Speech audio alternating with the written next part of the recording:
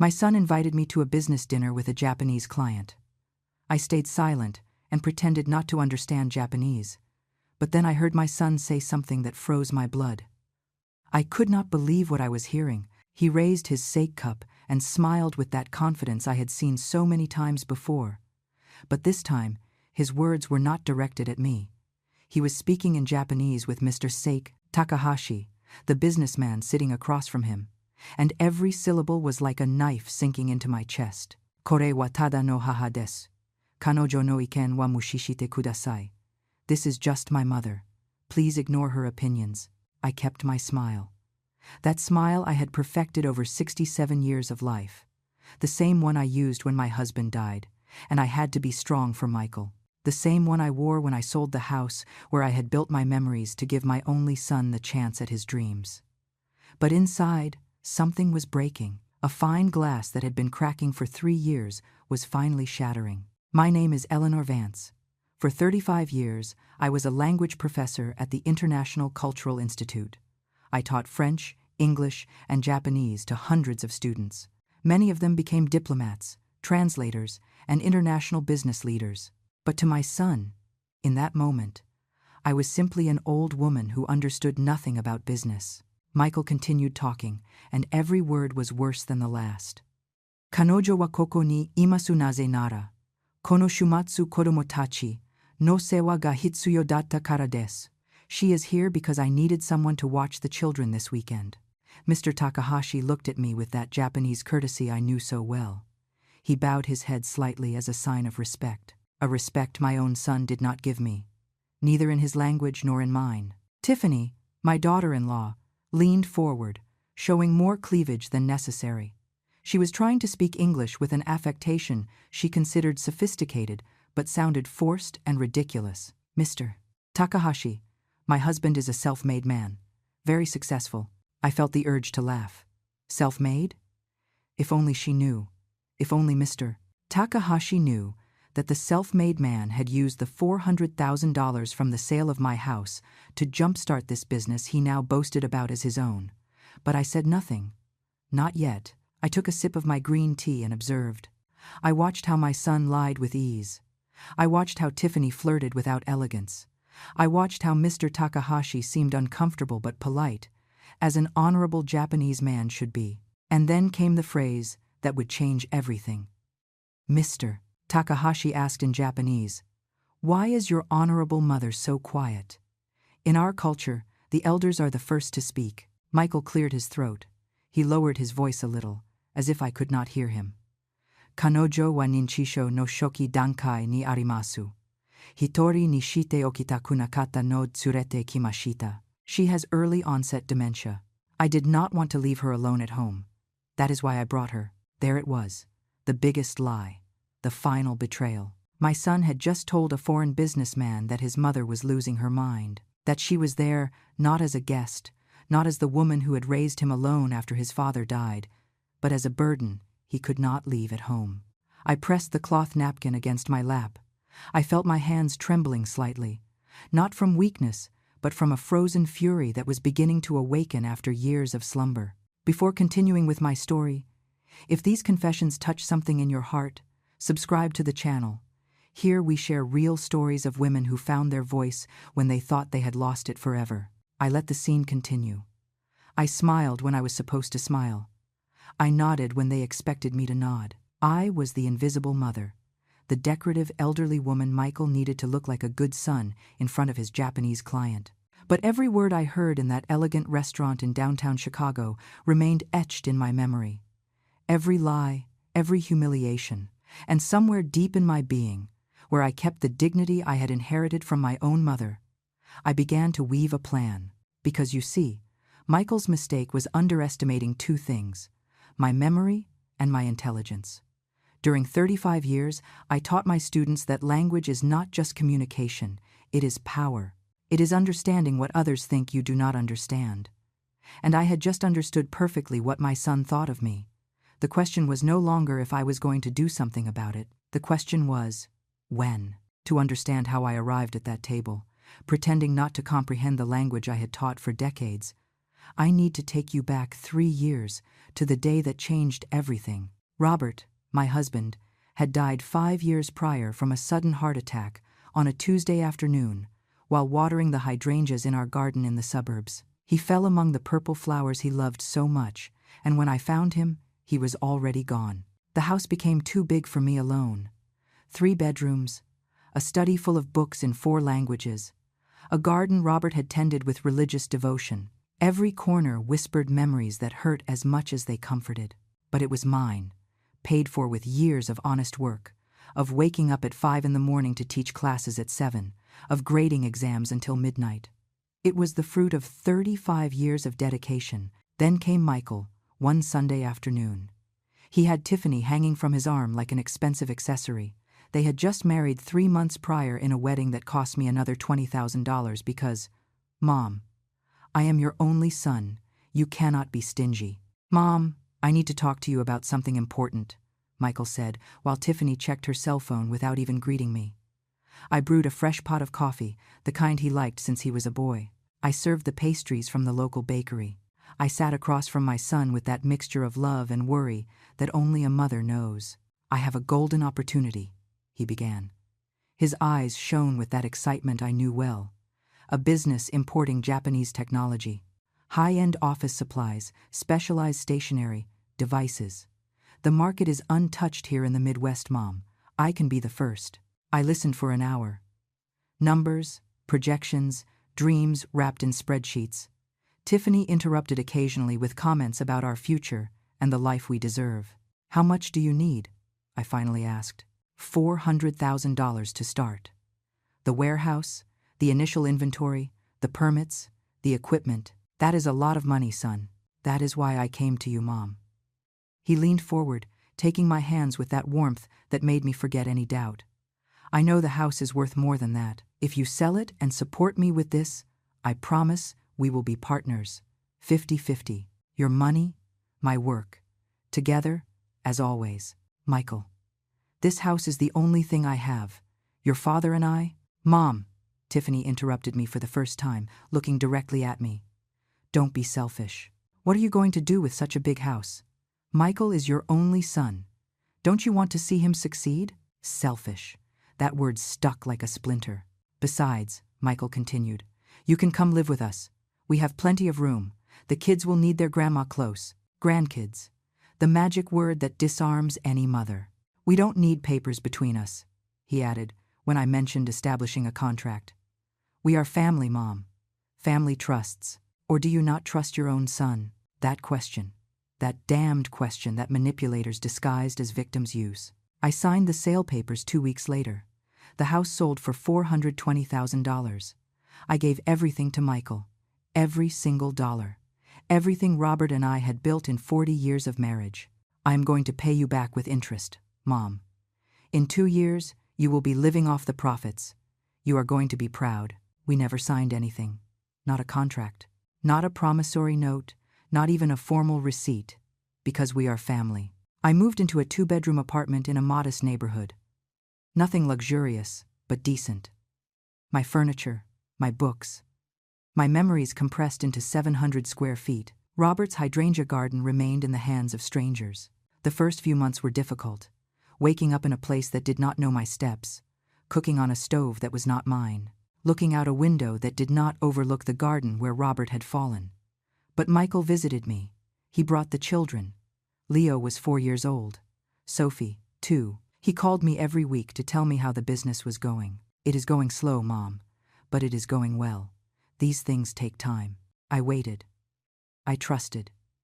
Because he was my son. Then Tiffany got pregnant with the 3rd. She lost the baby at 4 months. It was devastating for them. And I was there, cooking, cleaning, taking care of Leo and Sophie while they went through the grief. I don't know what we would do without you, Eleanor, Tiffany told me one night. And for a moment I believed she finally saw me. But something changed after that loss. As if Tiffany had decided that the world owed her something, and that I was part of that world that had to pay. The visits became different. Mom, can you come watch the kids? Tiffany needs to rest. Mom, can you make your famous roast? We have guests. Mom, can you stay with them this weekend? We are going to Lake Geneva. Lake Geneva? That meant money. A lot of money. But when I asked about the business, the answers were vague. It is going well, Mom. Slow, but well. 1 year after giving him the money, I asked to speak about how things were going. About when we would see profits. About formalizing everything on paper. Michael got annoyed with me for the first time. Papers? Now you want papers? Do you not trust your son? It is not mistrust, Michael. It is order. Protection for both of us. Mom, I am a man of my word. The business is in a growth phase. I cannot be thinking about bureaucracy now. Tiffany added her poison. Oh, Eleanor, are we starting with distrust? How ugly that looks on a mother. I left their house that day, without having eaten, without having hugged my grandchildren, with a knot in my stomach that would no longer leave. 2 years. I had been waiting 2 years for my son to keep his word. Meanwhile, on social media, I saw photos of them in expensive restaurants. Tiffany with designer bags, Michael with a watch that cost more than I spent in 6 months. But there was never money to pay back what was mine. We are still investing in growth, Mom. You have to understand how business works. Understand. As if I were ignorant. As if 35 years of working and managing my own household had taught me nothing. The calls became spaced out. The visits, too. Now he only sought me out when he needed something. And I, like a fool, always said yes. Because he was my son. Because I was afraid of losing him. Because mothers have been taught that love is measured in sacrifice, in staying silent, in giving until having nothing left to give. Until that night at the Japanese restaurant, when I heard my son call me demented. There I understood that I had already lost him a long time ago. The question was, when had I stopped seeing it? I woke up the morning following the dinner with Mr. Takahashi, feeling something strange in my chest. It was not pain, it was clarity. Like when you clean a dirty window and suddenly see everything that was on the other side. I made myself coffee in my small kitchen. The sun entered timidly through the window that faced the building across the street. Nothing like the hydrangea garden of my old house. But it was mine. This tiny space was all I had left. The phone rang at 9 in the morning. Michael, Mom, how did you wake up? I hope the dinner last night didn't sit heavy on you. His voice sounded normal, casual, as if nothing had happened, as if he hadn't called me demented in front of a stranger. I am fine, son. That is good. Hey, I need to ask you a favor. Of course, the favors. Always the favors. Tiffany has an appointment at the spa this Saturday. You know how she is. She needs her relaxation time. Could you come watch Leo and Sophie? I have a meeting with some suppliers. At what time? Early. Like 8 o'clock. The kids eat cereal for breakfast. Nothing complicated. I just need you to be with them until 6 or 7 in the evening. 11 hours. 11 hours, taking care of my grandchildren while my son worked and my daughter-in-law got her nails done. Could you pick me up? The train to your suburb is quite a trip. Oh, Mom, it is out of my way. Take an Uber. I will pay you back later. Later. That word that means never. That is fine, Michael. You are the best, Mom. The kids adore you. He hung up without saying goodbye. As always, I stayed looking at the phone. I remembered when Michael was small and would call me running from school. Mommy, Mommy, I got an A on the test. He would run towards me with open arms and hug me with that pure strength that only children have. Where had that boy gone? On Saturday, I arrived at their house in the wealthy suburbs at 8 o'clock sharp. I took 2 trains and an Uber that cost me $40. Michael was already gone. Tiffany came out in brand-name athletic wear, hair perfectly styled, nails freshly done. Oh, Eleanor, good thing you're here. The kids are watching TV. There is fruit in the fridge. Don't let them eat too much sugar. Okay. I'll be back around 7. 7 in the evening? Oh, around there. It's just that after the spa, I have lunch with some friends. You know, networking. She left in her white BMW. Networking. While I, who had worked 35 years, didn't even have enough to pay for a taxi back. Leo was 7 years old now. Sophie, 5. They were beautiful. They had their father's eyes, their grandfather Robert's smile. Grandma, shouted Sophie when she saw me. She ran to hug me. At least she still got excited to see me. Leo barely looked up from the iPad. Hi, Grandma. What are you watching, my love? Videos. The conversation ended there. A 7-year-old boy already learning to be indifferent. I made breakfast. Scrambled eggs, toast, and fruit I brought from my house because in theirs there was only imported organic bread. Sophie ate with an appetite. Leo picked at the food. Mom says we should eat low carb. You are 7 years old, Leo. Carbohydrates are good for you. Mom says no. Tiffany. Always Tiffany. Her voice present even when she was not there. We spent the day playing. Well, I tried to play. Sophie wanted me to read her stories. Leo wanted to go back to the iPad. Can you tell me about when Daddy was a boy? Sophie asked while leafing through a princess book. Your daddy was mischievous. Once he climbed the tree in the garden and didn't want to come down. Your grandfather Robert had to climb up for him. Did we have a garden? Yes, my love. A beautiful garden with purple flowers. Why don't you have a garden anymore? The innocent question of a 5-year-old girl. The question that hurt more than 1,000 reproaches. Because I sold the house to help your daddy with his business. And did he pay you? Leo looked up from the iPad for the first time in hours. Adults do not talk about money with children, I said softly. Mom and Dad talk about money all the time, Leo replied. Dad says money is the most important thing. That without money you are nobody. 7 years old. A 7-year-old boy had already learned that. Money is important, I told him. But there are more valuable things, like love, respect, one's word. Words don't buy toys, Leo said, returning to his screen. I stayed silent. Because he was right. In the world Michael and Tiffany were building for these children, one's word was worth nothing. Tiffany returned at 9 at night, 2 hours late. She carried shopping bags from Nordstrom. Oh, Eleanor, sorry. Time got away from me. Did the kids behave? Very well. They are already asleep. Perfect. Do you want me to call you an Uber?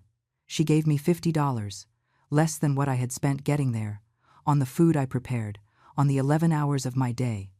Thanks for everything. You are a sweetheart. The Uber dropped me at my apartment at 10 at night. I walked up the stairs slowly. My knees were not what they used to be. I entered my small space and sat in the armchair I brought from my old living room. And I cried. I cried for the garden of hydrangeas, for Robert who was no longer there to tell me what to do, for the $400,000 that had evaporated, for the boy who ran to hug me and the man who now used me as an unpaid employee. I cried for me, for the woman I had been and the one I was becoming. But while I cried, something else grew inside me, something cold and decisive, because you see, I was not a woman without resources. I was not ignorant. I had navigated educational systems, institutional politics, union negotiations for decades. What made me think I could not navigate this? I dried my tears. I made myself a chamomile tea. I opened my old laptop and began to research. Family loan laws, documentary evidence, bank transfers, reclamation rights. If Michael wanted to play the successful businessman, it was time he learned that business is not done just with pretty words. It is done with contracts. And although we did not have a signed paper, I had something better. I had the truth. And bank transfers do not lie. I go back to that night, to that Japanese restaurant where sake cups shone under dim lights and my world crumbled in a language I mastered perfectly. The waiter had served the second course, sashimi arranged like art on porcelain plates. Michael ordered without looking at me, assuming I would eat whatever he chose. As always, Mr. Takahashi was a man of about 50, hair perfectly combed, with gray at the temples. Impeccable dark suit, that kind of discreet elegance that comes from generations of education, not from newly earned money. He reminded me of many of my Japanese students. That courtesy that is not faked, but part of the soul. That way of bowing the head at just the right angle depending on who is in front of you. Your mother is very quiet, he commented in Japanese while taking a bit of sashimi with chopsticks. He did it perfectly, effortlessly. Michael smiled. That smile I had seen 1,000 times when he wanted to impress someone. Kanojo wa itsumo shizuka desu. Amari hanashimasen. She is always quiet. She does not speak much. But what he did not say was more revealing. His tone, that way of referring to me as if I were an old piece of furniture that must be tolerated. Tiffany interrupted in her forced English. She leaned toward Mr. Takahashi, showing the neckline of her wine-colored blouse. Too provocative for a business dinner. But Tiffany had never understood the difference between elegance and vulgarity. We are very excited about this partnership, Mr. Takahashi. This contract will change our lives. Mr. Takahashi smiled politely, but I saw the flash in his eyes. Discomfort. Japanese men of his generation did not respond well to that type of direct flirtation. They considered it a lack of seriousness. The contract is significant, he replied in Japanese. $40,000 a month for 3 years. I need to make sure my company is doing business with serious people. Michael straightened in his chair, chest puffed out, ego at the max. Watashi wa jibun de kokomade kimashita, Takahashi-san. Dare no tasuke mo nakata. I arrived here alone, Mr. Takahashi. Without anyone's help. My hand tightened around the tea glass. Without anyone's help, $400,000 was apparently no one. Impressive, Takahashi-san replied. Starting without family capital is very difficult. How did you achieve it? Here it came. Here came the lie. I worked hard, saved for years, smart investments, negotiated with suppliers. I risked everything I had, everything he had, everything I had. You mean, son, Tiffany added, believing Takahashi didn't understand. My husband is a business genius. I knew since I met him that he was going to succeed. She met him when he already had my money in his bank account. How convenient. Mr. Takahashi took a sip of sake. He looked directly at me for the first time in the night. Miss Vance, what do you think of your son's business? Michael tensed. I saw it. That micro-expression of panic before his mask returned to its place. My mother doesn't understand much about business, he rushed to say in English. But Takahashi had asked in Japanese, and he expected an answer. I smiled. That empty smile I had perfected. I nodded, as if I didn't understand. Michael breathed a sigh of relief. Kanoho wa toshi o tote imasu. Bijinesu no koto wa yoku wakarimasen. She is elderly. She does not understand much about business. Elderly. As if being older meant being stupid. Takahashi-san frowned slightly. In Japanese culture, belittling elders is unforgivable. I saw it. I saw how his perception of Michael was beginning to change. But my son didn't notice. He continued talking, increasingly confident, increasingly arrogant. My mother worked as a teacher all her life. Good woman, but never had business vision. She lives comfortably on her pension. Comfortably?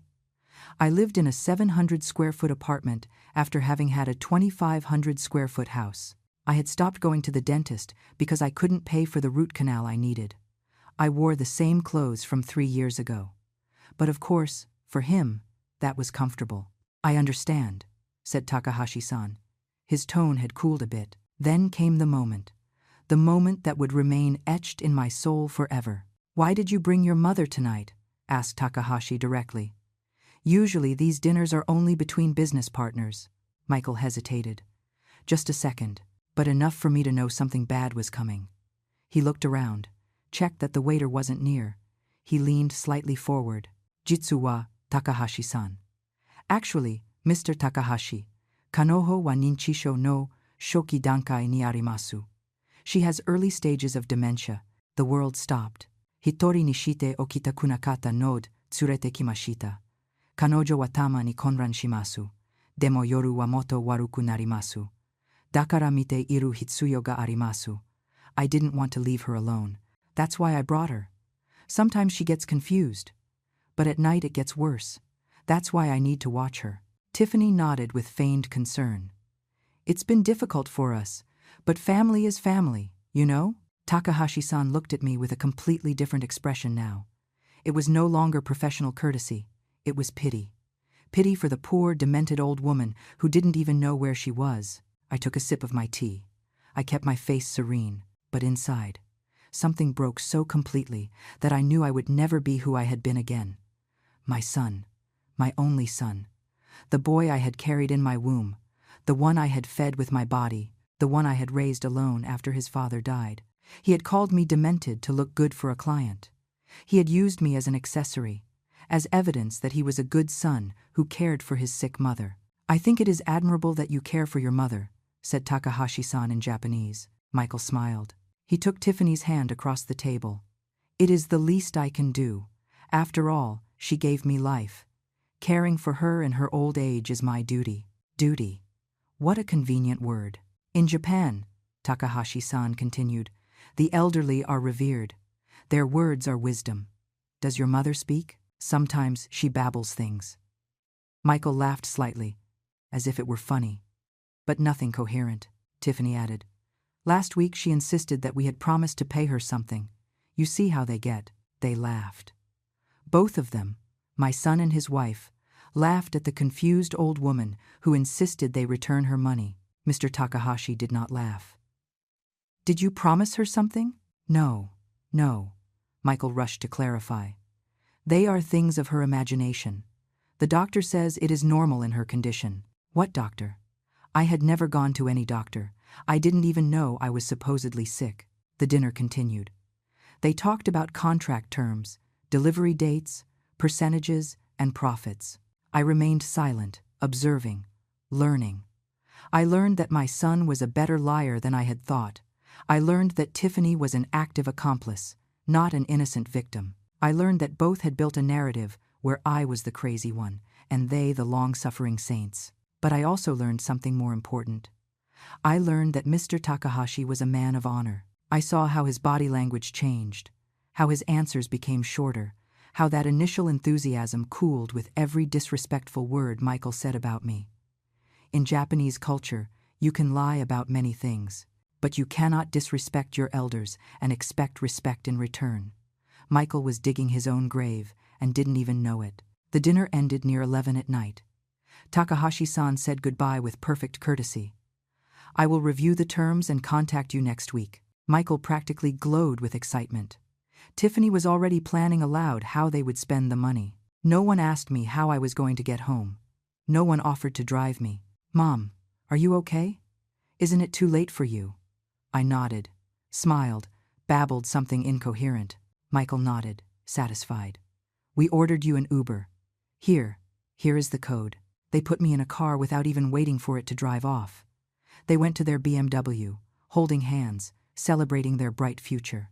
In the back seat of the Uber, I finally let the mask drop. The driver looked at me in the rear-view mirror. Are you okay, ma'am? Yes, I replied in perfect English. Of course. Without an ounce of confusion.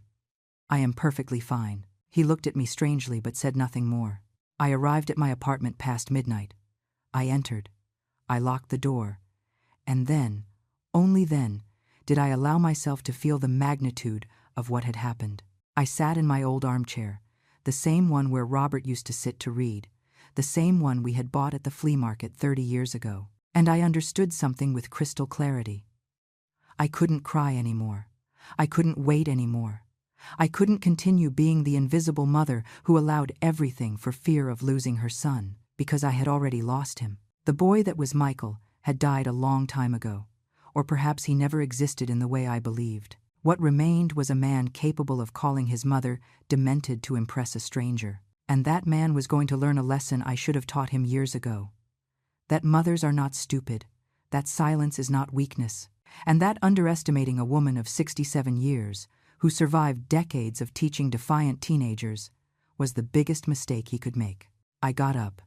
I turned on my laptop, and I began to write an email, in perfect Japanese, addressed to Mr. Takahashi. The cursor blinked on the screen. My fingers trembled over the keyboard, not from fear, from fury contained for too long. But I stopped. It was not the time to act on impulse. It was not the time to let emotion guide my decisions. For 35 years, I taught hundreds of students that true intelligence lies not in reacting, but in planning. I closed the laptop. I made myself a cup of tea. I sat on my small balcony, where I kept 3 pots with mint and rosemary. Nothing compared to my garden from before. But it was life, and life always finds a way to grow, even in the smallest spaces. I thought of Robert, of what he would do. Robert was a calm man. He worked in the maintenance department of the general hospital. He wasn't a doctor or someone important, but he was respected because his word had value, because when he said something, he fulfilled it. He used to tell me when I arrived, frustrated from some school board meeting, The people who shout the loudest aren't the ones who are right. They are the ones who are most afraid. Those who are right wait, plan, and act when the moment is perfect. The moment is perfect. I needed to understand exactly what position I was in, what I had, what I lacked. I took out my old notebook, the one where for years I wrote down the household expenses. Yes, I was one of those who note every penny that comes in and goes out. Robert teased affectionately. You look like an IRS auditor woman. But that mania for noting everything was about to save me. I checked. Page by page, I found the exact date. March 15th.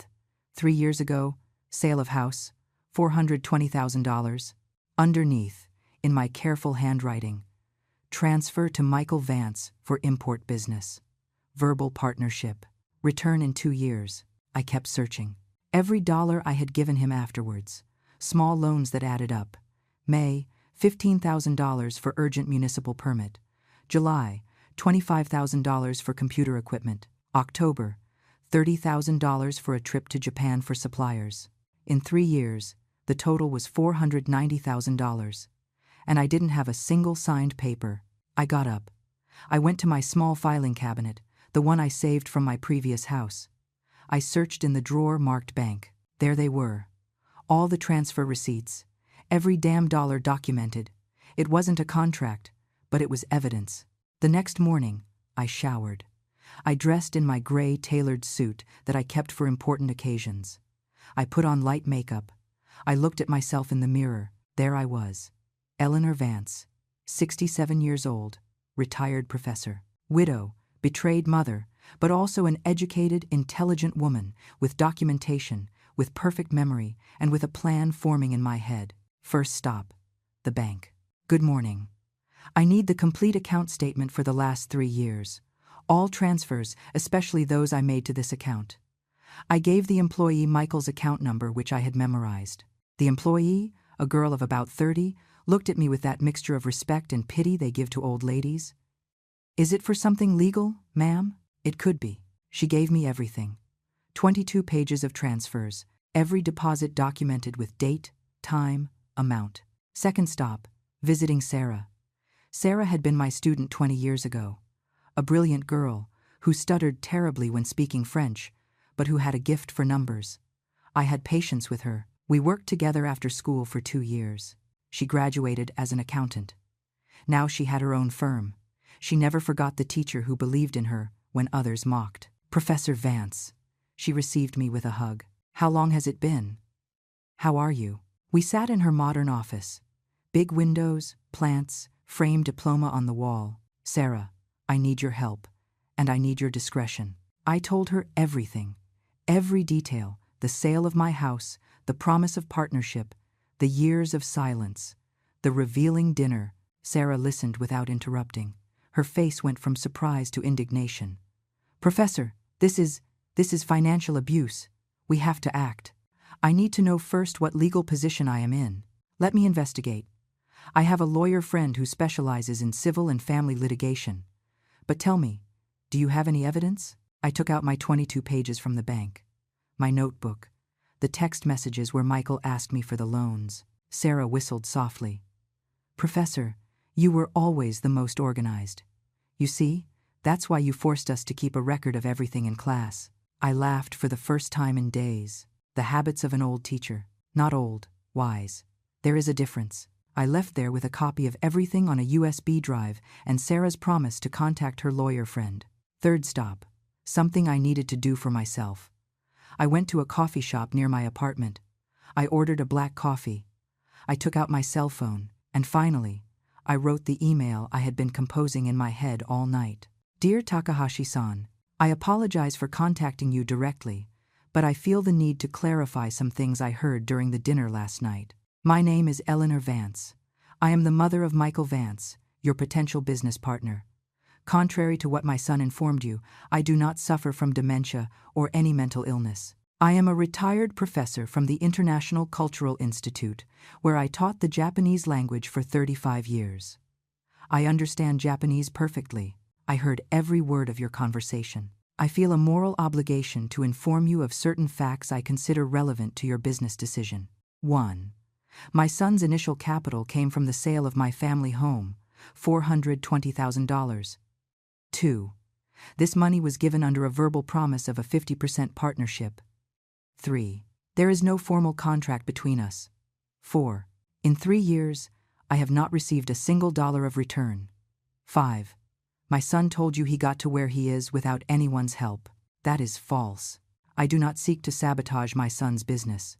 But in your culture, as in the one I deeply respect, truth and family honor are fundamental. A man who lies about his mother and slanders her as demented, what lies will he tell his business partners? I leave this information to your discretion. You are a man of honor. You will know what to do with it. With respect and admiration for your culture, Eleanor Vance, Professor Emeritus, International Cultural Institute. I read the email 3 times. I changed some words. I made it less emotional, more factual, more Japanese in its approach. My finger stayed over the send button. Was I really going to do this?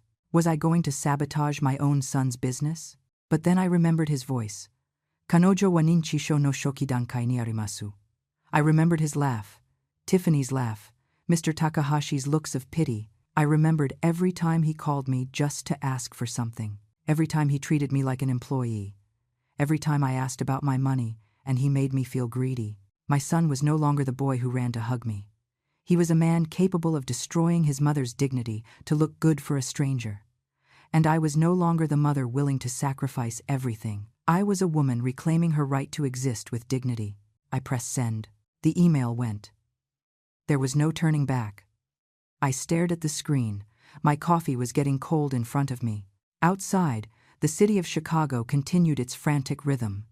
No one knew that in that small coffee shop, a 67-year-old woman had just declared a silent war. My phone vibrated. Sarah. Professor, I spoke with David Miller, the lawyer. He says you have a case. Bank transfers are valid evidence.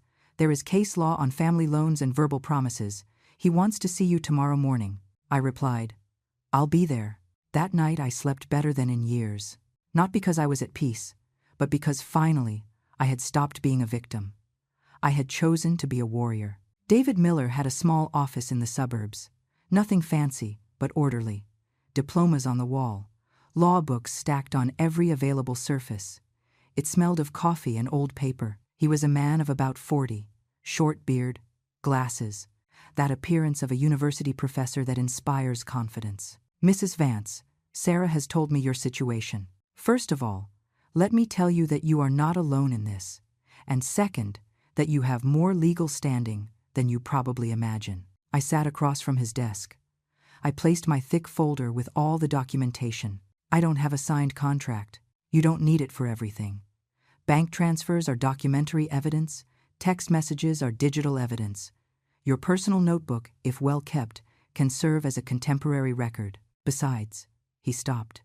He looked me directly in the eyes. Ma'am, are you sure you want to do this? Once we initiate legal actions against your son, there is no turning back. Family relationships are marked forever. The relationship is already broken, I replied with a calmness that surprised myself. Only I was the only one who didn't see it. He nodded slowly. Okay, then we are going to do things correctly, step by step. He opened a laptop. First, I need you to tell me everything again. From the beginning, do not omit anything, even if it seems irrelevant. Details matter. I spoke for 2 hours. David took notes non-stop. Occasionally, he asked questions. Did you ever discuss it in front of witnesses? My friends from the book club. I mentioned several times that I had lent money to Michael. Do you remember approximate dates? I have a diary. I can look. Perfect. Does your son have properties in his name? The house in the North Shore suburbs. They bought it 2 years ago. Do you know the approximate value? I saw the listing when they bought it. $800,000. David looked up. They bought an $800,000 house while owing you $400,000? Yes. And vehicles? Tiffany's BMW.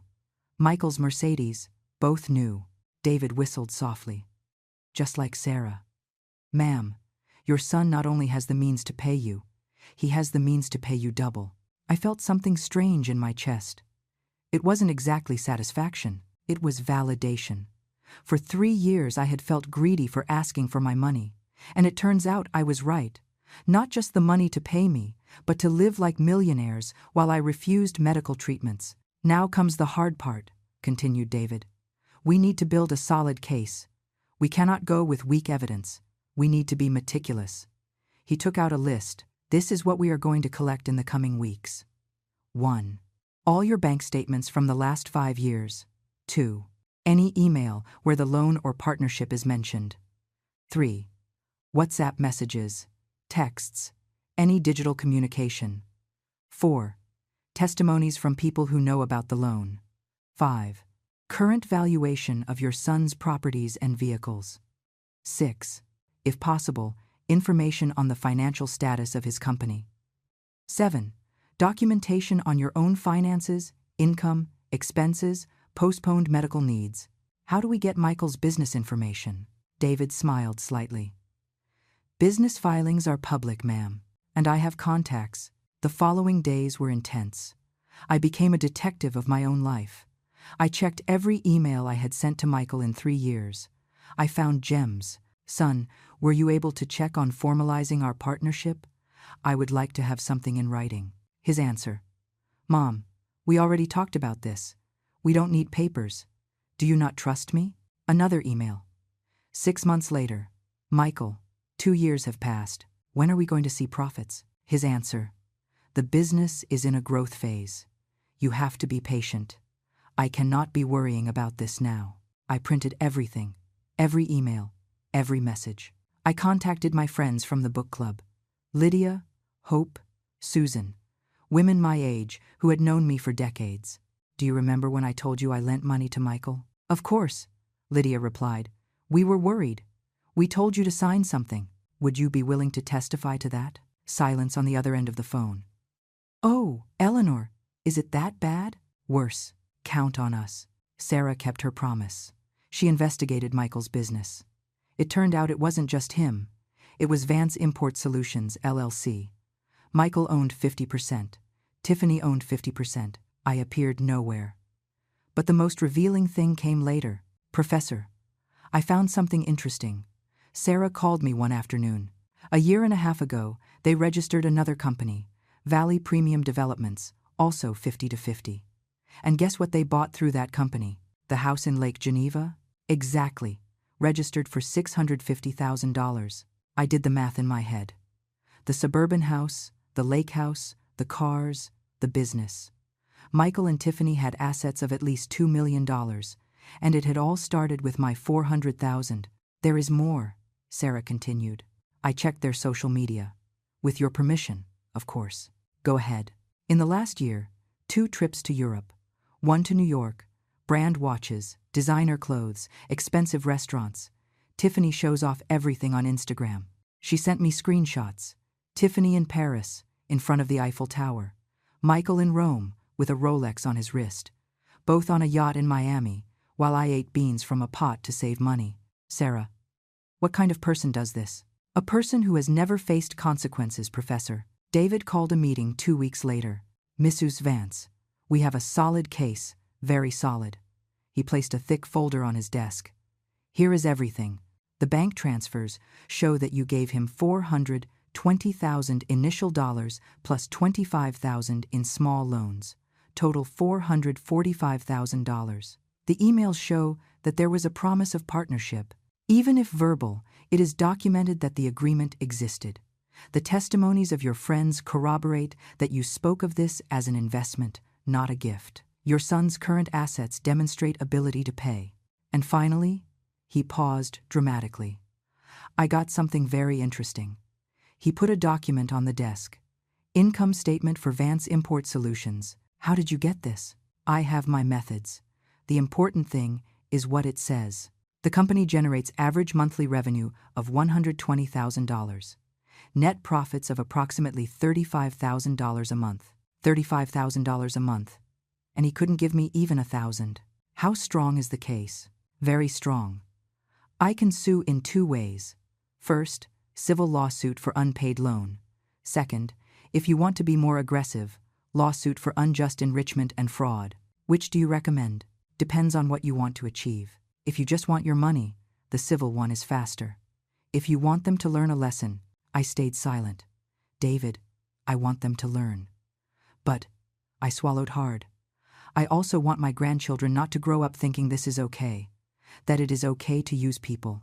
That it is okay to lie. David nodded. Then we go for both. Civil lawsuit plus a fraud complaint, and we are going to ask not only for the principal, but interest.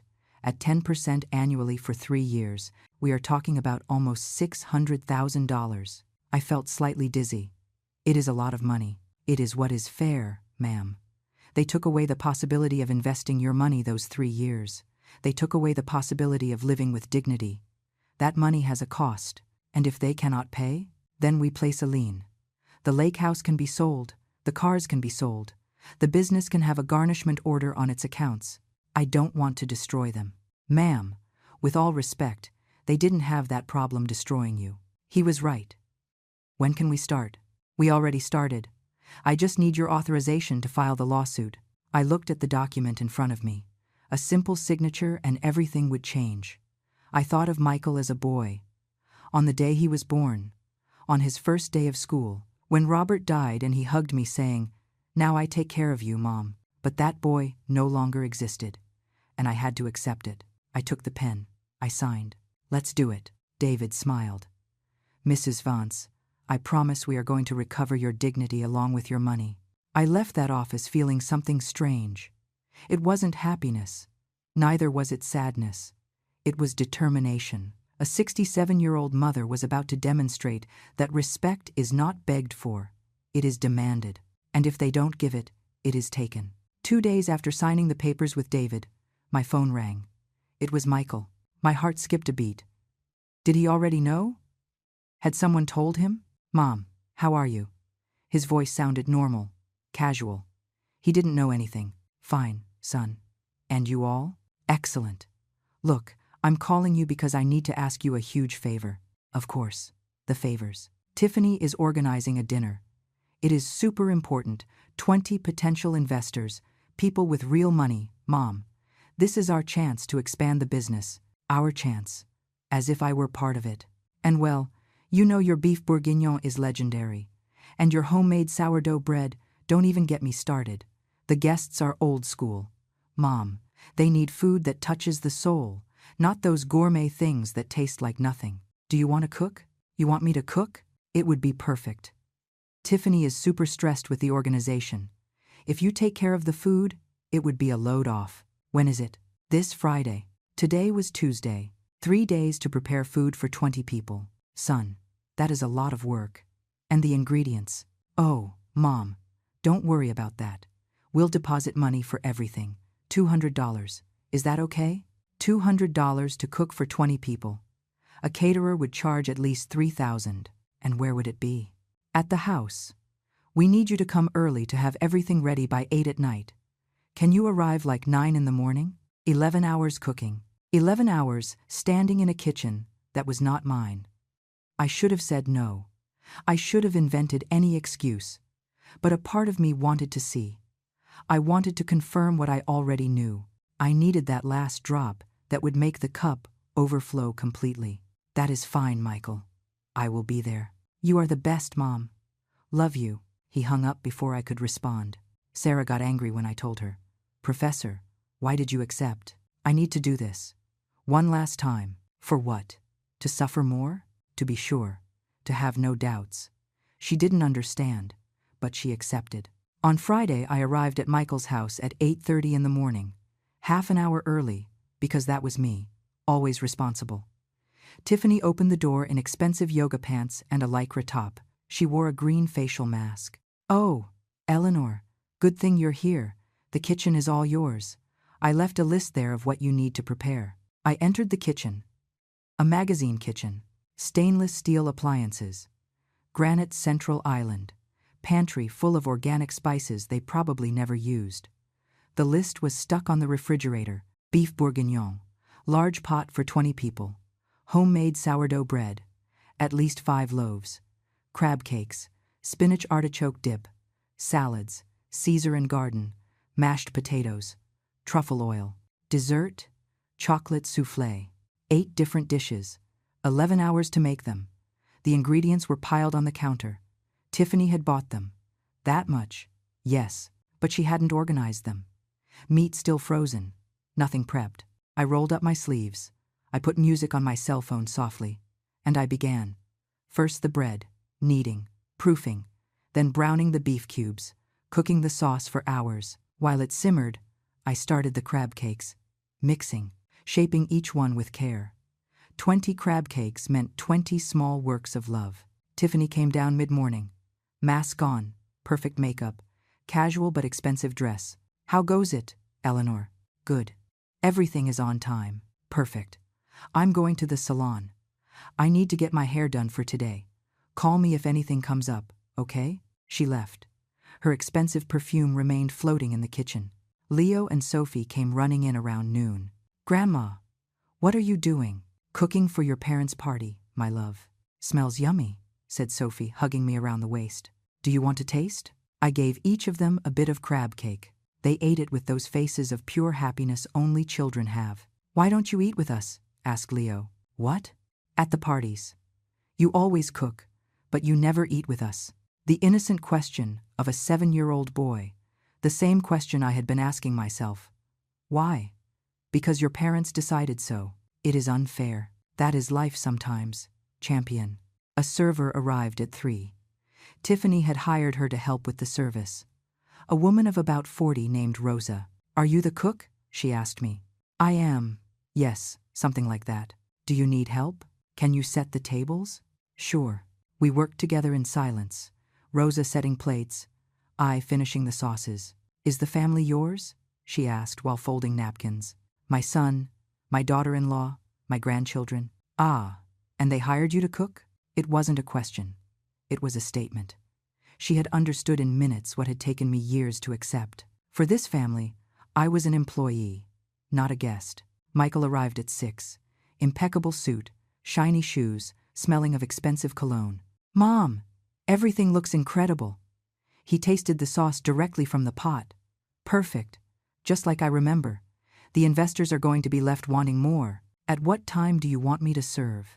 You serve? Yes. How are we going to do it? Michael laughed slightly. No, Mom. Rosa is going to serve. You already did your part. Then, can I go? He stayed silent. Exchanged a look with Tiffany, who had just entered. Well, Tiffany began. It's just that it's a business atmosphere, you understand, Eleanor. We need the vibe to be professional. Professional. My food was good enough to serve them, but I wasn't good enough to be there. I understand. But look. Michael took out his wallet. Here is $150 for your help. I know we said $200, but think that you saved on the Uber back if you stay a little while longer. $150. For 11 hours of work. For my talent. For my knowledge passed down through generations. A professional chef would have charged 10 times that. Besides, added Tiffany with that fake smile I hated, Rosa can share some food with you in the kitchen. We don't want you to leave hungry. Share. As if it were charity. As if my own food were a favor they were doing me. The guests began to arrive at 8. I heard them from the kitchen. Laughter, glasses clinking, Michael playing his role of perfect host. Rosa went in and out carrying dishes. They are fascinated, she whispered to me in one of her entries. Everyone asks who cooked. And what do they tell them? Mrs. Tiffany says they are recipes she learned from YouTube. I froze. What? Yes. She says she loves traditional cooking and has been practicing. My recipes. The recipes I learned from my grandmother. That I perfected over 40 years. That I taught my son when he was a boy. Tiffany was presenting them as hers. Something broke inside me. Not dramatically. Without noise. Like when a rope frays so much it finally snaps. I got up. I washed my hands. I took off the apron. I entered the dining room where everyone was. 20 people around the long table. Wine glasses. Laughter. My beef bourguignon on elegant plates. My crab cakes presented as if they were art. And Tiffany at the head of the table, receiving praise. Tiffany, this is delicious. Did you really make it? Well, you know, I like to experiment. These traditional recipes have their trick, but with dedication. I cleared my throat. Everyone turned. The silence was immediate. Good evening. Excuse the interruption. Michael paled. Mom, What are you doing? I just came to say goodbye. I finished in the kitchen. Everything is ready for Rosa to continue serving. An older lady, about 60, smiled at me kindly. Are you Michael's mom? That is correct. What a good son. Inviting you to his business dinner. I looked at Michael. Then at Tiffany. Actually, I wasn't invited to the dinner. I was invited to cook for the dinner.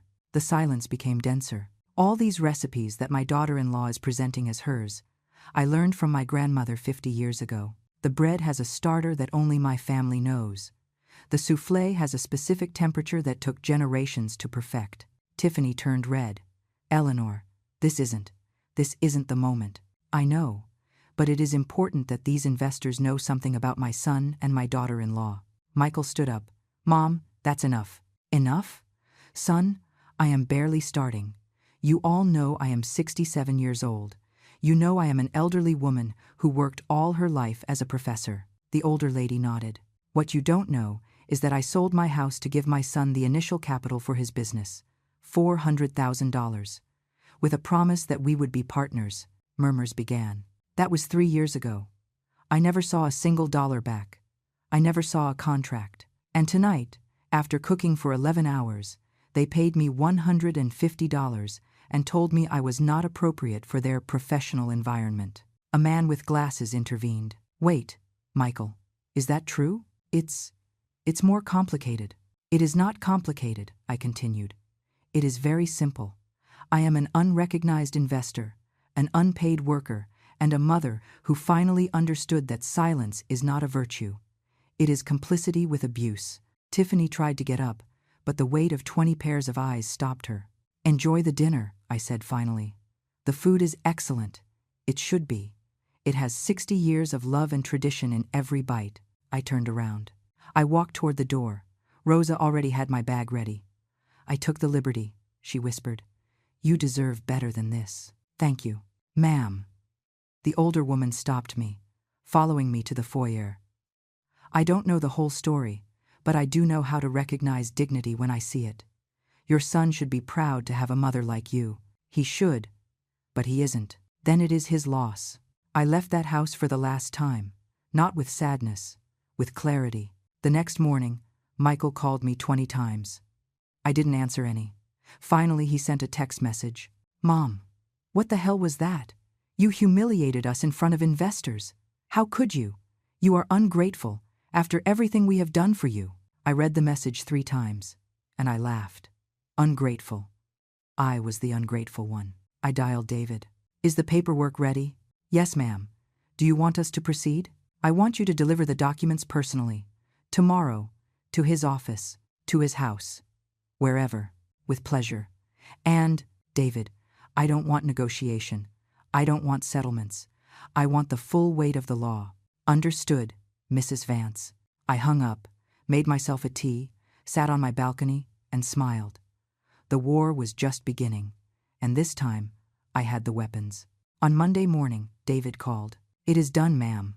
I personally delivered the lawsuit to your son at his office. How did he react? First, he thought it was a joke. Then he turned red. Then he tried to intimidate me. I told him I am his lawyer, not his friend, and that everything he says can be used against him. Did he read the documents? In front of me, I saw how his face changed with every page. I think he finally understood that this is serious. Good. Ma'am, prepare for what comes. He is going to try to contact you. They are going to pressure you. They are going to use the grandkids. They are going to cry, threaten, manipulate. Are you ready? I am ready. I wasn't ready. The calls began that same afternoon. 50 calls from Michael, 30 from Tiffany. WhatsApp messages filling entire screens. Mom, what is this? You can't do this to us. We are family. How can you sue us? Dad would be ashamed of you. That last message hurt. But I didn't back down. I replied only once. During 3 years, I asked you for respect. You gave me humiliation. During 3 years, I asked for my money. You gave me crumbs. During 3 years, I waited to be your mother. You turned me into your employee. This is not revenge. It is justice. There was no response. The next day, I received a call from an unknown number. Mrs. Vance? Yes. This is Attorney Stevenson. I represent Michael and Tiffany Vance in the matter of the lawsuit. Ah, they already had a lawyer. That was fast. My client is willing to reach a settlement. He acknowledges a debt exists, although not in the terms you state. Tell your client to speak with my lawyer. Ma'am, please. This can be resolved within the family, without going to court.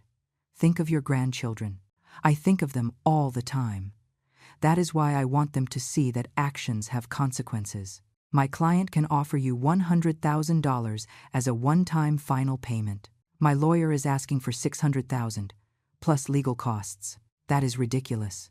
There was never a contract, but there were bank transfers, and messages, and, ma'am. Good morning, counselor. I hung up with trembling hands. David was right. This was going to be harder than I thought. But I wasn't alone. Sarah visited me that afternoon with news. Professor, do you remember Mr. Takahashi? Of course. I did something. I hope you don't mind. What did you do? I sent him an email. In Japanese. Confirming everything you had told him. I added public documentation on your son's assets, the luxury items, the properties. Sarah. It was necessary, Professor. That man is the key. And did he reply? She showed me her phone, an email in perfect Japanese. Dear Sarah-san, I deeply appreciate the information. After the dinner, my assessment of Michael Vance had changed considerably, but I maintained professional courtesy. What you have revealed confirms my suspicions. In my culture, a man who dishonors his mother cannot be a trustworthy partner. I have decided to cancel all negotiations with his company, not only for what he did to his mother, but because a business built on lies cannot sustain itself. Please convey my deepest respect to Vance-san, the mother, not the son. Her dignity amidst the pain is worthy of admiration. With respect, Takahashi Kenji. I stared at the screen. That means, I began, that your son just lost a contract worth $2 million over 3 years. $2 million. The contract that was going to change their lives. Sarah? What did we do? The right thing, Professor. A man of honor recognizes another. And Mr. Takahashi recognized that you are more honorable than your own son. That night, Michael burst into my apartment. He didn't knock. He used the key copy I had given him for emergencies. Mom! He was furious. Red eyes, disheveled hair, nothing like the neat businessman of always. Takahashi canceled. Canceled! Do you have any idea what you have done? I stood up from my chair. Calm. Serene. Get out of my house, Michael. How could you? You wrote to him. You told him lies. I didn't tell a single lie. Every word I said was truth. You destroyed my business. I built your business. With my money. With my trust. You destroyed it. With your lies. Tiffany entered behind him. Smudged makeup. She had been crying. Eleanor, please. Let's be reasonable. We can resolve this. I already tried to be reasonable for 3 years. Michael slumped onto my sofa, head in hands. We don't have $600,000. The lake house has a mortgage. The cars are financed. The business.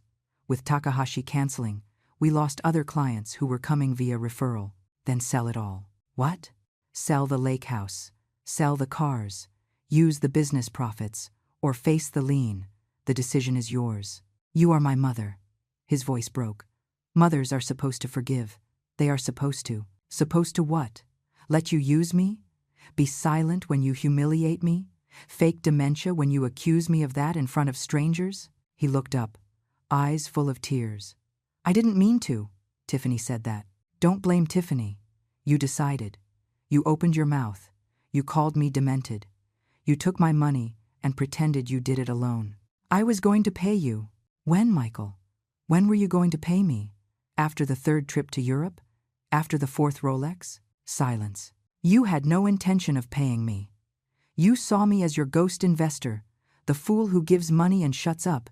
Isn't that right? Then tell me something. I sat across from him, looked him straight in the eye. At what moment did I stop being your mom to become your employee? He didn't answer. Was it when Robert died and you no longer had to answer to him? Was it when you met Tiffany and she taught you that money is more important than honor? Or was it always, and I was too blind to see it? Mom, don't call me Mom. You lost that right when you made me cook 11 hours and paid me with crumbs. When you presented my food as Tiffany's. When you sat me at a business dinner just to call me demented in Japanese. Tiffany tried to intervene. Eleanor, if you withdraw the lawsuit, we promise. You promised me partnership. You promised repayment in 2 years. You promised respect. Your promises are worth nothing. Please, get out of my house. Both of you. Now. Michael stood up slowly. He seemed to have aged 10 years in one night.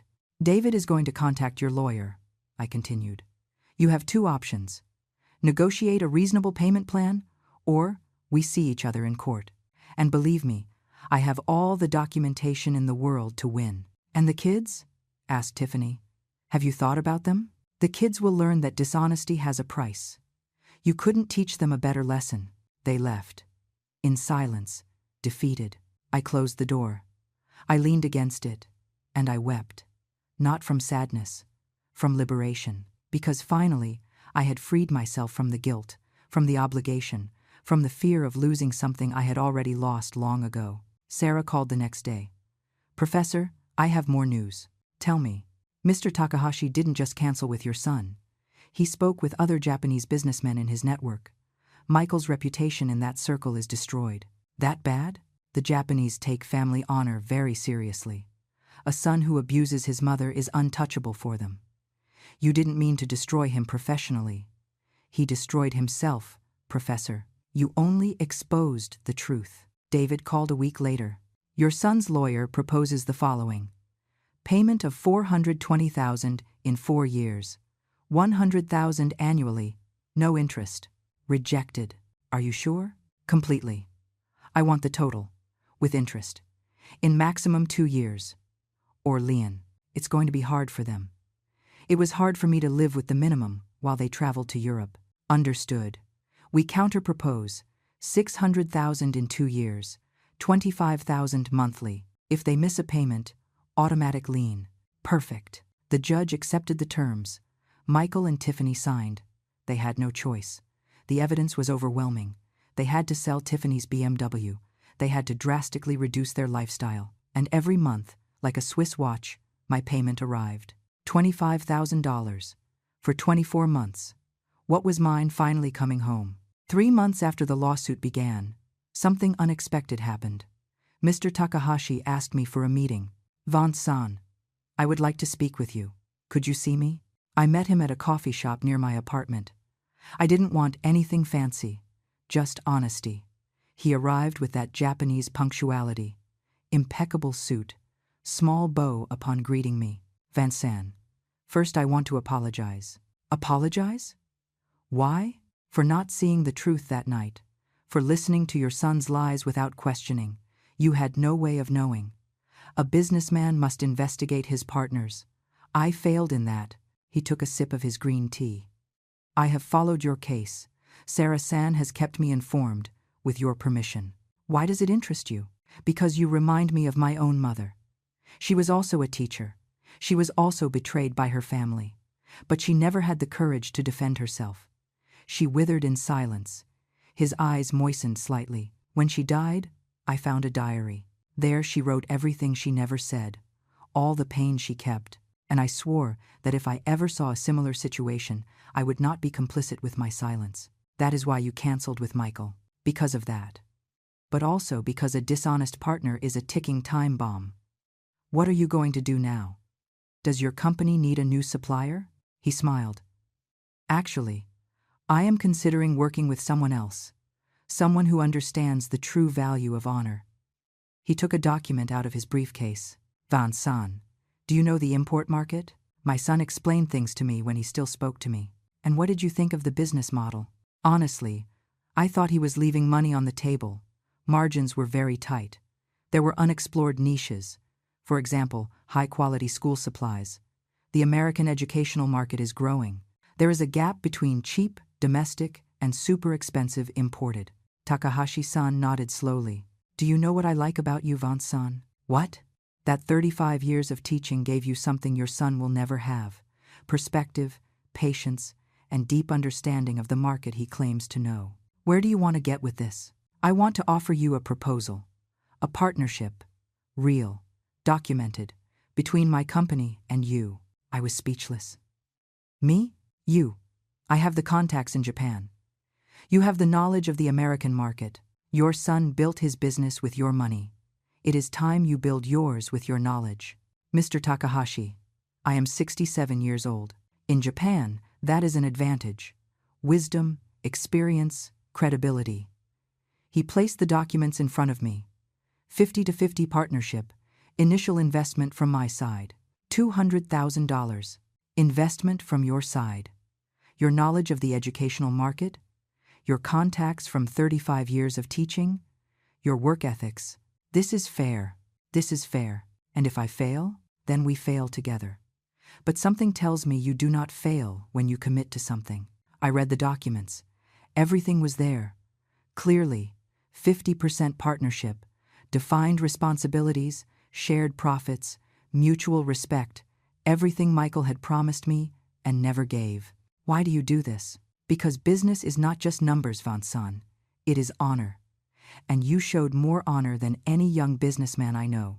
I signed that afternoon, and thus was born Premium Education US Japan. The following weeks were intense. Takahashi-san brought the products. I activated my network of ex-colleague teachers. I offered them something no one else offered. Japanese quality at accessible prices. And I knew them. I knew what they needed before they asked. The business took off quickly. 2 months later, we were doing sales of $80,000 a month, profits of $25,000. My share, $12,500 a month. More than Michael paid me in repayment. The irony did not escape me. The son who called me ignorant of business now earned less than his mother. Sarah couldn't believe it. Professor, you are a successful businesswoman. I always was. Just that no one let me do it. Then came the moment I had been waiting for. One Friday afternoon, Michael appeared at the office I had rented. A small but dignified office in the Loop. Mom, we need to talk. Hello, Michael. Make an appointment with my assistant. Your assistant? Yes. I am no longer available at any hour. I have a business to manage. He stood in the doorway, looking around. The modest but professional office, the Japanese products on display, my orderly desk. What is all this? My business. Partnership with Mr. Takahashi. Do you remember him? The man you were going to scam? I wasn't going to scam him. You were going to lie to him. About everything. That is a scam. Mom, I came because we have problems. The payments are very high. I don't know if we can keep paying $25,000 a month. You should have thought of that before. Please. I know you are angry. But think of the kids. I think of them. That is why I want them to learn that debts are paid. I don't have the money. Sell it all then, or accept the lien. Those are your options. How can you be so cold? I looked at him fixedly. Cold. Interesting word coming from the man who called his mother demented. I am sorry. I am very sorry. He was nervous. I wanted to impress Takahashi, and you used me as a sacrifice. Forgive me, he shouted. The tears finally came out. Forgive me, Mom. I was an idiot. I was selfish. I was everything you say, but I am still your son. Are you? Because a son doesn't do what you did to me. Please. He slumped into a chair. I don't know what else to do. Tiffany left me. That surprised me. What? She left a week ago.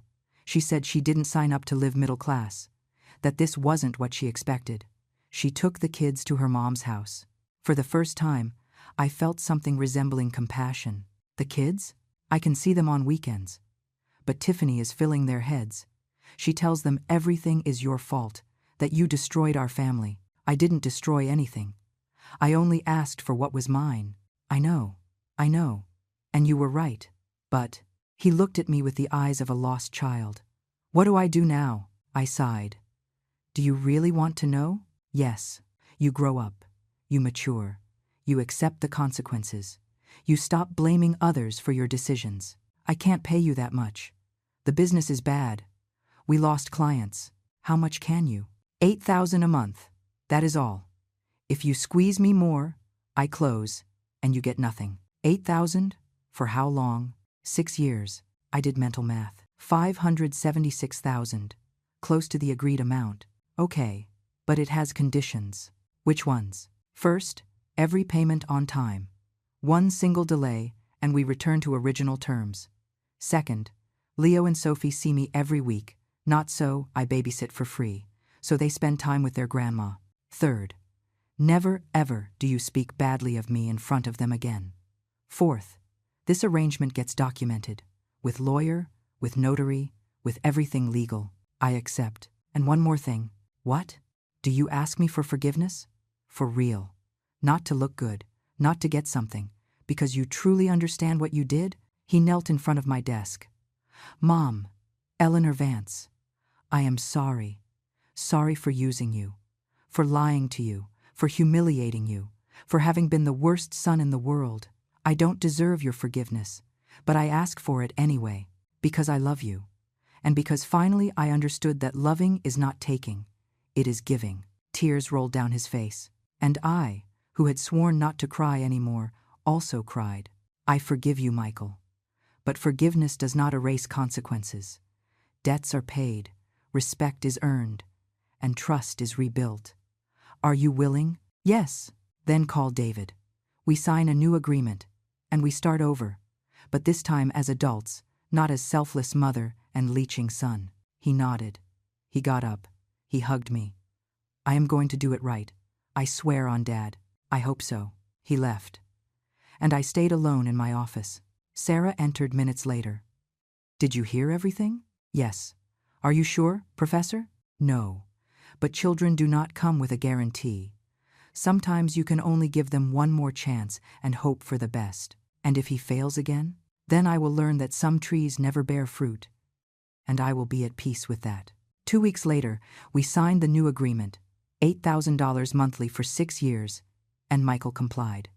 Every month, like a clock, slow, but he complied. 6 months after the new agreement, my business with Takahashi-san had grown beyond our expectations.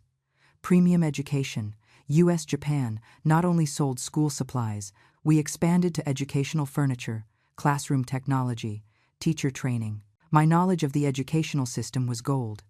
I knew what schools needed before they knew it themselves. Monthly profits reached $40,000. My share, $20,000, more than Michael earned in his best month. One afternoon, Leo and Sophie came to visit me at the office. It was part of the agreement. Every Saturday was my time with them. Grandma, your office is pretty, said Sophie. Thank you, my love. Daddy says you are a businesswoman now. Is that so? And what does that mean? It means I work on something of mine, that I make my own decisions, that I earn my own money. Leo, who was now 8, looked at everything with curiosity. Is it true that Dad stole from you? The direct question of a child, without filters. Not exactly stole, but he did take my money and didn't return it as promised. That is stealing. You are right. Is that why he is sad? Is he sad? Yes. He doesn't smile like before. And Mom doesn't live with us? Sophie hugged my waist. Why are all the adults angry? I knelt to her height. Sometimes, my love, adults forget to be honest. And when that happens, there are consequences. Like when you break something and have to fix it. Did Daddy break something? Yes. Our trust. And now he is trying to fix it. And is he going to be able to? I hope so. That day I taught them how the business worked. I showed them the products. I explained imports, margins, clients. Leo was fascinated. Grandma, will you teach me to do business? Why do you want to learn it? To not make Daddy's mistakes. 8 years old. An 8-year-old boy had already learned the lesson his father took 40 to learn. The following months brought unexpected changes. Michael sold his business. He couldn't afford to maintain it and pay me. A larger company bought it. They gave him a manager position, fixed salary, without the prestige of being owner, but with stability. It is better this way, he told me one afternoon when he came to drop off the monthly payment. I no longer have to pretend I am something I am not. And what are you? A man who made mistakes, who is trying to amend them. He had lost weight. He looked tired, but also more real. Less of a mask. How are the kids? Good. Tiffany still doesn't talk to me much, but they ask me about you all the time. Do you tell them the truth? I tell them their grandmother is the strongest woman I know, that I made serious mistakes with her, and that she is teaching me to be a better person. Tiffany, on the other hand, didn't change immediately. One day she appeared at my office. Without warning. Designer dress, perfect makeup, the same as always. Eleanor, we need to talk. Hello, Tiffany. How can I help you? I need money. Direct. At least that hadn't changed. Why would you come to ask me for money? Because Michael doesn't earn like before. The kids need things. Private school, extracurricular classes, clothes, and you don't work? I am looking, but you know how the market is. Tiffany, for 3 years you used me. You humiliated me. You presented my food as yours. You paid me misery for hours of work. Why would you expect me to help you? Because you are their grandmother. Family. Family. What an interesting word coming from you. Look, I know we made mistakes. Mistakes? Plural? No, Tiffany. Decisions. Conscious ones. Each one of them. Okay, you're right. We were horrible. Are you happy now? Did you win? Now help us. I am not going to give you money, Tiffany. Why not? If you have it. Because you haven't learned anything. You still believe the world owes you. That your pretty face and your manipulation are enough. She turned red. You are a... Watch your words. This is my office. And I can ask security to remove you. She calmed down a bit. The kids see you every week. You're going to notice if they lack something. Are you going to allow your grandchildren to suffer for your pride? And there it was. The old trick. Using the children as a shield. If Leo and Sophie need something, I will help them directly. But not through you. And not with cash. If they need school supplies, I have contacts. If they need clothes, I can take them shopping. But I am not going to finance your lifestyle while you pretend to look for work. What am I supposed to do? What any responsible adult does. You work. You reduce your expenses. You live within your means. Easy for you to say. Easy? Tiffany. I lived with the minimum for 3 years while you all traveled to Europe. I refused medical treatments because I had no money. And all that time, my money was financing your luxuries. Don't come talk to me about hard. She stayed quiet. Now, if you have nothing else to say, I have a meeting in 20 minutes. She got up. At the door she turned. Do you know what is saddest about all this? What? That you were right. About everything. And I was too stupid to see it. She left. And for the first time I felt something resembling pity for her. Takahashi-san invited me to dinner one night, at the same Japanese restaurant where it all began. Does it not bring back bad memories? I asked. On the contrary. Here I met your true character. And that changed my life too. How? You reminded me of what my mother could have been if someone had supported her, if someone had believed in her. Your mother sounds like a wonderful woman. She was, but she never had the chance to show it. You did, and you took it. He raised his sake cup, to second chances, and to the women who teach us that it is never too late to reclaim our dignity. Cheers. Vincent, I want to propose something to you. Another partnership? I joked. Something better. I want you to be the face of our company in the US. The CEO. I handle the Japanese side. You handle everything here. No buts. You have shown you have a better eye for this market than I do. And more importantly, you have something that cannot be bought. Earned respect. I don't know what to say. Say yes. And say you accept the salary that comes with the position. He showed me a paper, a figure that left me breathless. $45,000 a month. This is fair. For your work, for your knowledge, for your value. I accepted. And so, at 68 years old, I became the CEO of an international company. The woman who supposedly had early-onset dementia now managed a multi-million-dollar business. The irony was delicious. A year and a half after it all started, Michael arrived with his last payment. It is number 48, he said, placing the envelope on my desk. He had accelerated payments. You fulfilled every month. That says a lot. I learned from the best. We remained silent for a moment. How are the kids? Good. Leo asked me if he could work with you when he grows up. I smiled. And what did you say? That if he has your work ethic and my capacity to learn from mistakes, he will be unstoppable. That was nice. Mom, I want you to know something. What? Thank you. Why do you thank me? For not letting me get away with it. For stopping me cold. For teaching me that actions have consequences. I should have taught you sooner. You tried. I wasn't listening. You were right at that dinner. Dad would be ashamed of me. But now I think he would be proud of what I am trying to do. I believe so. Tiffany finally got a job. Nothing glamorous, department store manager. But it was honest. And she was learning what it meant to earn money. The kids split time between both parents, and every Saturday was mine. Those Saturdays became my favorite days. I taught them about business, about honor, about the importance of one's word, about how money comes and goes, but character stays. Leo absorbed everything like a sponge. Grandma, is it true you built your business after 60? Yes. Why did you wait so long? I didn't wait. They took away the opportunity, but when I got it back, I didn't waste it. Sophie, now 6 years old, was more emotional. Grandma, are you not mad at Daddy anymore? No, my love. And did you forgive him? I am in the process. How long does the process take? As long as it needs to. Forgiveness is not a switch you flip and that's it. It is a path you walk step by step. And is Daddy walking with you? Yes, slowly, but he is walking. Sarah became my partner in another project. We used part of my profits to open a training center for older women. Entrepreneurship after 60. We taught basic accounting, digital marketing, social media, how to start a small business. The response was overwhelming. Women of 60, 70, even 80 years old, coming to learn. Many widows, some abandoned by their children, others simply looking for purpose. You think it is late, I told them, in every opening session.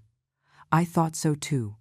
At 67, I was living in a small apartment, with no money, humiliated by my own family. Today, at 68, I run an international company. Not because I am special, but because I decided my story would not end as a victim. Testimonials began to arrive. Susan, 70 years old, opened a bakery business. Lydia, 65, started teaching embroidery classes online. Hope, 72, became a home management consultant, each with her story, each reclaiming her space. Professor, you saved our lives, Susan told me one day. I didn't save anything. You did. I just showed you it was possible. The project went viral. Local media interviewed us, then national. My story appeared in magazines, newspapers, the internet. The grandmother who became a CEO after suing her son. Comments were mixed. How can a mother do that to her son? Children don't have the right to abuse their parents just for being family. This lady is my hero. What a horror of a mother. Family comes first. I ignored it all. I had learned that you cannot control what others think. You can only control your actions. 2 years after the start of everything, I organized a dinner. I invited Michael, Leo, and Sophie, Sarah, David, Takahashi-san, my students from the training center. It was a celebration of the business, of life, of second chances. Michael arrived nervous. Mom, are you sure you want me here? You are my son. Of course I want you here. After all, after everything, you are here, paying your debt, raising your children with new values. That is what matters. The dinner was beautiful. Not in a fancy restaurant.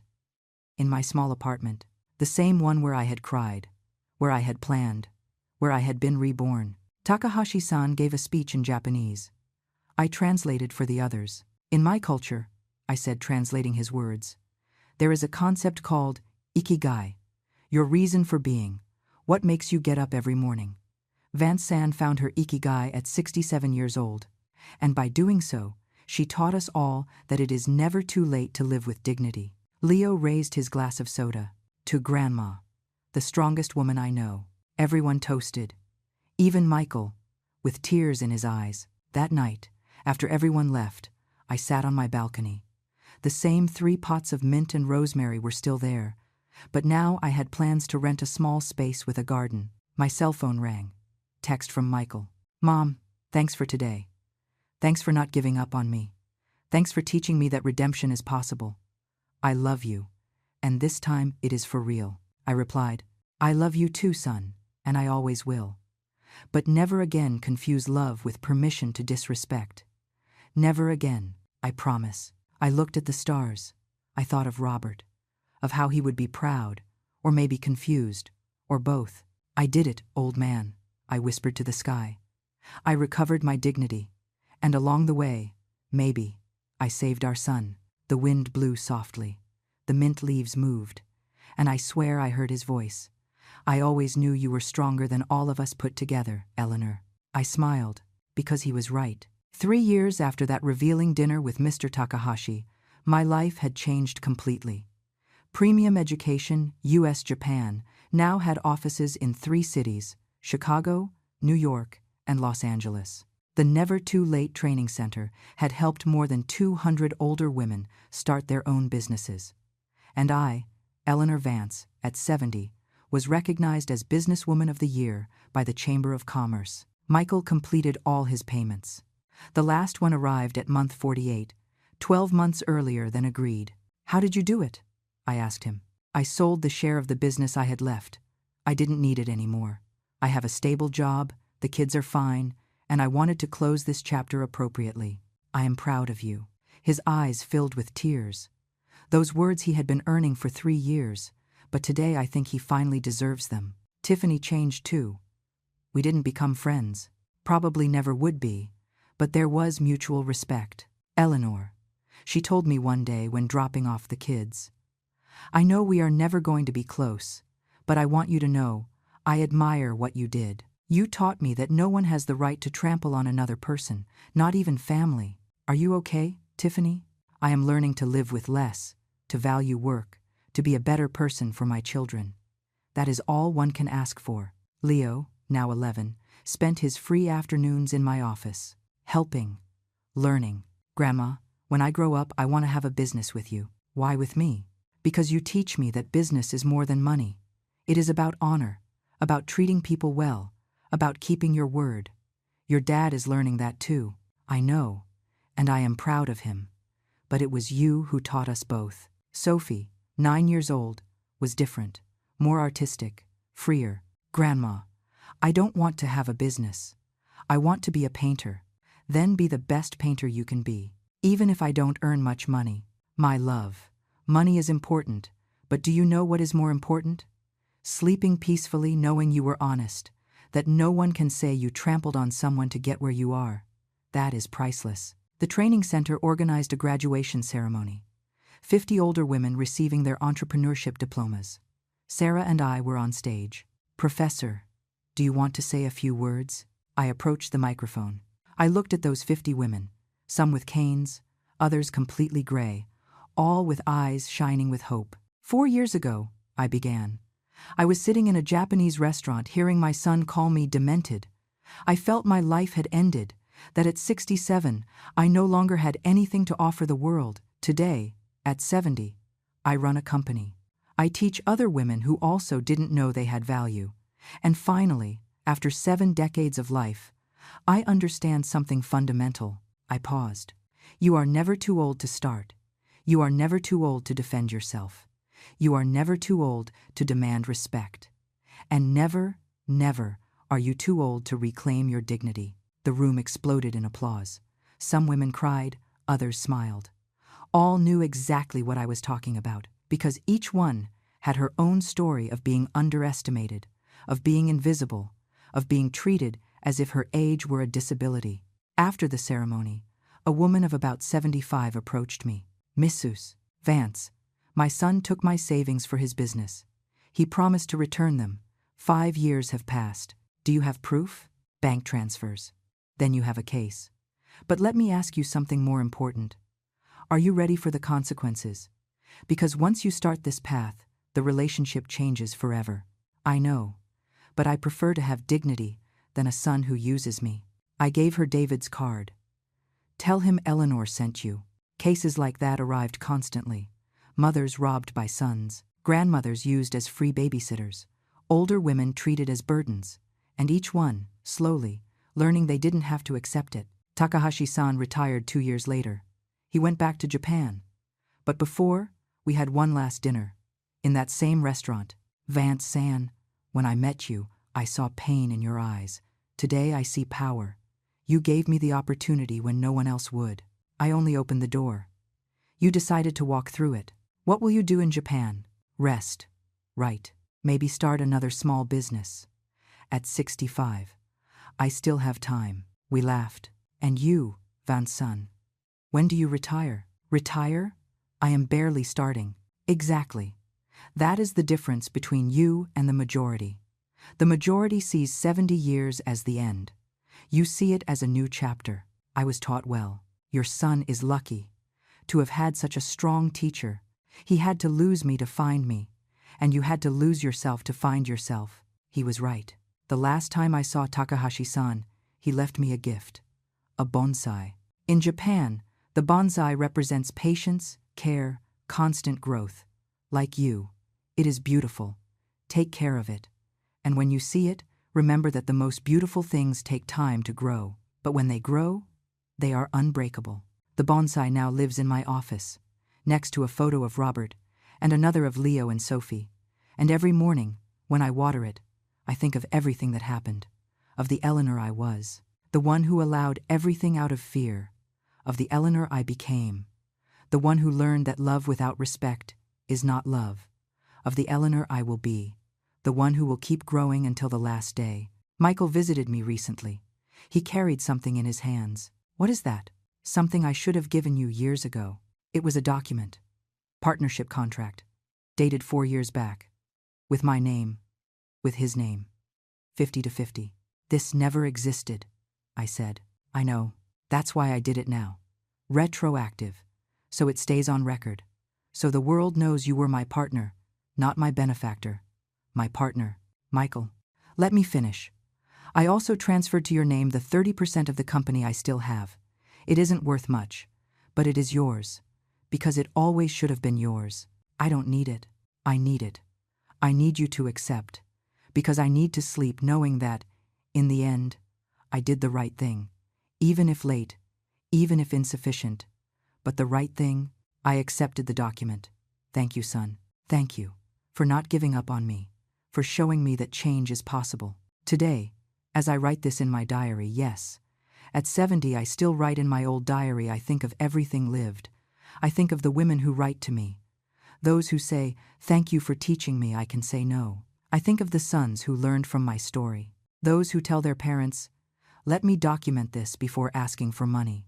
I think of the mothers who are still silent, those who still accept, those who believe love is sacrifice without limits. And I want to tell you something. You are not selfish for defending yourself. You are not a bad mother for asking for respect. You are not old to start over. You are human, and humans deserve dignity, no matter your age, no matter your history, no matter how much you have given. Always, always, you deserve respect. And if you don't receive it, you have every right to demand it, even from your children, especially from your children, because real love does not humiliate, real love does not use, real love does not lie, real love respects. And if your son cannot give you that, then he needs to learn, and you need to teach, even if it hurts, even if society judges you, even if you are afraid, because in the end, the only person you have to live with every day is yourself. And you deserve to look in the mirror and feel pride, not shame, not regret, pride of having been strong, of having been fair, of having been dignified. That is what I learned in these 4 years, and that is what I want you to learn too, because it is never too late. Never. That night at the Japanese restaurant, when I heard my son call me demented, I thought it was the end of my story. It turned out to be the beginning of the woman I should have always been. And now, every morning I wake up not wondering what would have happened if I stayed silent. I wake up knowing I didn't stay silent. And that makes all the difference. If this story touched something in your heart, I would love to know. Leave me a comment. Where are you watching us from? Have you lived something similar?